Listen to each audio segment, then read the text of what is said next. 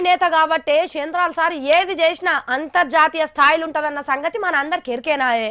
Public అంతా 2017 గురించి ఆలోచన చేస్తే 2115 ఏళ్ల ప్రపంచం ఎట్లుంటదనే ఆలోచిస్తాడు సారు. అంటే సార్కు గంత ముందు చూపు ఉంటది అన్నట్టు. సుడురి అమరావతిలో కట్టబోతున్న అసెంబ్లీ కోర్టు బిల్డింగ్లను చూస్తే ఎంత ముంగటి చూపు ఉన్నదో ఎరకైతుంది. చూస్తున్నారా ఆంధ్ర రాజధాని అమరావతిలో కట్టబోతున్న బంగ్లాలను? ఎటు చూసినా కోహినూరు వజ్రం లెక్కనే కొలువు తీరబోతున్నది ఆంధ్ర అసెంబ్లీ. బయటికెళ్లి చూస్తే ఇట్లుంటది, లోపటికెళ్లి చూస్తే ఉంగురాలు తిరిగి ఉంటది అన్నట్టు. పచ్చటి వనాలు, పక్కన కృష్ణానది. చంద్రాల్ సారు ఆఫీస్ రూమ్ లకెళ్లి కిటికీలు తెరిచి చూస్తే పలకరిచ్చే చల్లటి స్వచ్ఛమైన గాలి. అబ్బో అది చెప్తే ఒడిసే ముచ్చట కాదిగ.